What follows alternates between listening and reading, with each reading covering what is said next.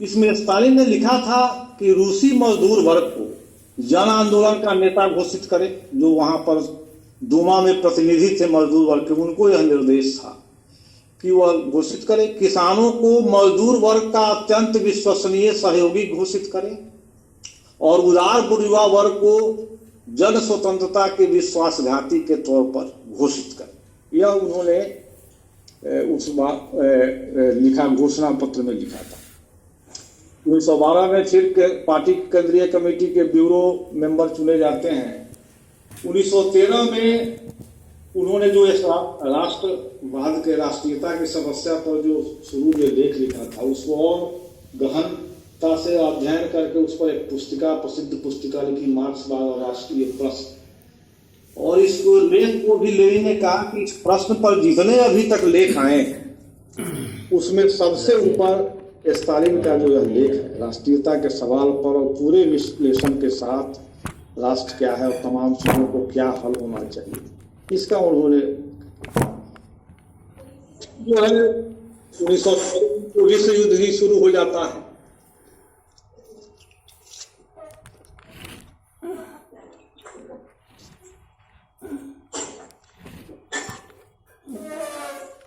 युद्ध पर लेनिन के 7 निबंध आए जो कि बहुत महत्वपूर्ण रहे।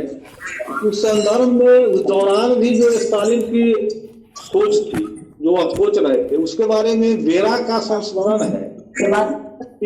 लेनिन के युद्ध पर जो 7 निबंध को पढ़ने के बाद ऐसा लगा कि युद्ध के मूल्यांकन में स्टालिन लेनिनीय निर्णय पर पहुंचे हुए थे। मैंने वह उस तरह का ही विचार के मन में आ रहा था जिसको लेनिन की किताबों को पढ़ कर यह जाहिर हुआ कि कहीं से आवाज आ रहा है, म्यूट कर दीजिए भाई।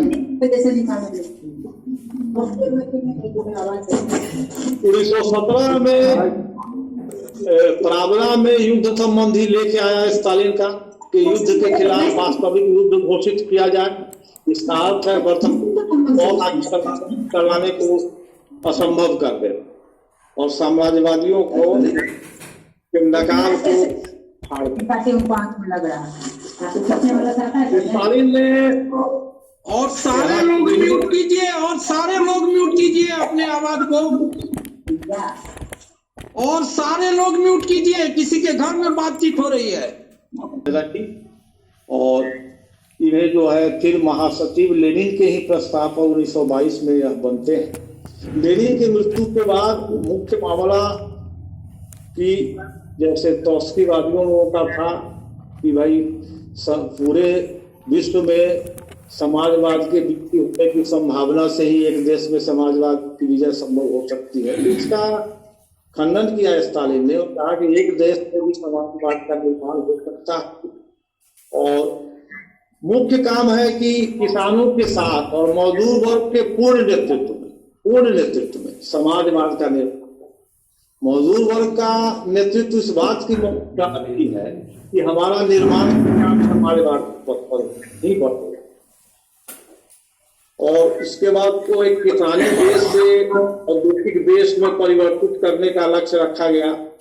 और फिर क्योंकि औद्योगिक देश बना था, कृषि को भी विकास के लिए पहले और उद्योग को विकसित होना था ताकि कृषि के विकास के लिए जो यांत्रिक या मशीनों की जरूरत है उसको पूरा किया जाए। तो इस दिशा में पंचवर्षीय योजना भी बनी जो 4 साल में ही पूरी हुई और करीब 1932 तक जो है 1500 नए कल कारखाने बन गए और रूस जो है विश्व में दूसरे नंबर का औद्योगिक देश बन गया। और करीब 2/3 जहाँ पर करीब 2.5 करोड़ करीब छोटे किसान थे, वहाँ 2/3 जमीन जो है सामूहिक खेती के अंतर्गत आ गई है। और इस सफलता के लिए पार्टी ने स्टालिन को लाल झंडे का सम्मान भी प्रदान किया। फिर इसी में एक पुस्तक लेनिनवाद का मूल सिद्धांत इसी दौरान उन्होंने लिखा और ये सब चारा चल रहा था। 1936 में उन्हीं के द्वारा जो संविधान प्रारूप हो गया, जनता में चर्चा हुई, फिर हुआ और इस समय उनकी महत्वपूर्ण रचना 36 में आई, समाजवादी राज्य का अखंड और पूर्ण सिद्धांत। समाजवादी राज्य अब तक बहुत सारा अनुभव और बहुत सारी बातें हो चुकी थी, तो यह पुस्तक बहुत महत्वपूर्ण पुस्तक उस समय आई। लेकिन यह सब सारा बेकारी खत्म हो गई थी, बेस्टामिटी खत्म हो गई थी।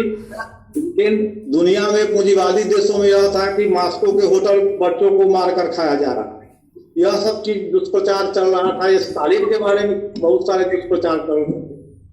और इसी चीज 41 में हम जानते हैं 22 जून को हिटलर ने जो पूरे पूंजीवादी देश जिस सब पर कांप रहा था, रूस पर भी आक्रमण कर दिया और विश्व इतिहास में सबसे बड़ा हमला रूस पर हुआ। उतना सेना और उतने के साथ अभी तक नहीं हुआ। लेकिन स्टालिन का कठिनाई के दौर में भी कहना था कि अगर जर्मन सर्वनाशी लड़ाई पसंद करते हैं तो वह उन्हें दी जाएगी। स्टालिनग्राद की लड़ाई हम जानते हैं कि संसार की सबसे भयंकर लड़ाई रही, जहां स्टालिन के दिशा निर्देशन में वह जीती गई।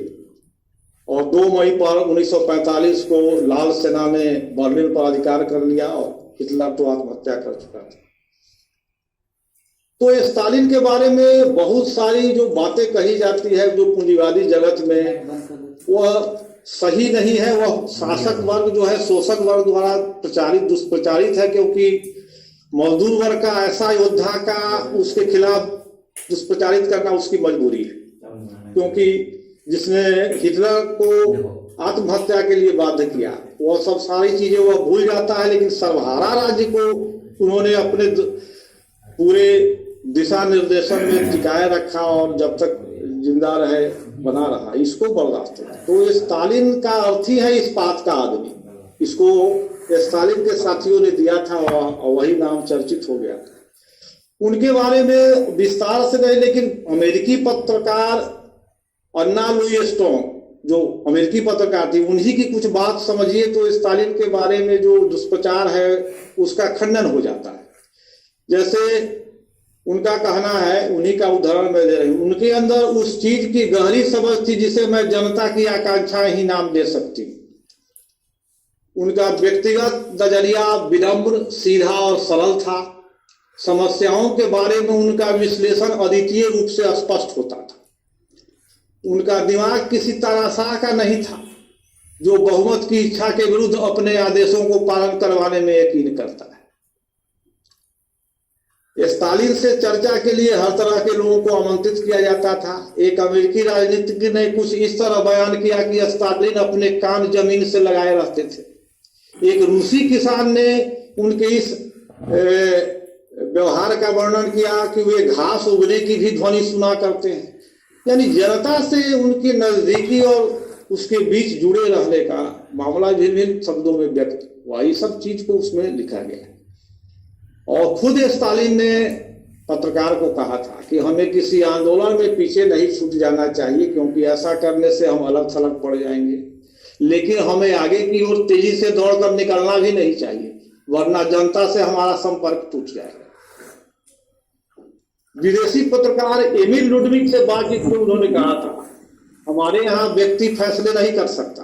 हमारे अनुभवों ने हमें दिखाया है कि दूसरों द्वारा सुधारे बगैर लिए गए व्यक्तिगत फैसलों में गलतियों की संभावना बहुत ज्यादा होती है। मैंने कभी भी विदेशी पत्रकार का ही कहा, अन्ना लुई स्टोंग का कहना है कि मैंने कभी भी रूसी लोगों को स्टालिन का फैसला या स्टालिन के आदेश के बारे में बोलते नहीं सुना। वे सिर्फ सरकारी आदेश या पार्टी की कार्य दिशा की बात करते थे। इस तरह की बात बुर्जुआ शासन व्यवस्था में होती है, जो वास्तव में एक उस तरह के बुर्जुआ वर्ग की तानाशाही के अंदर भी एक व्यक्ति ऐसा होता है जो सारा अधिकार अपने पास रखे रहता है। कंक्लूड कीजिए। मोदी सरकार या व्यक्ति से किया जाता है, वहां सामूहिक फैसले मजदूर वर्ग की पार्टी की सरकार किया करती थी।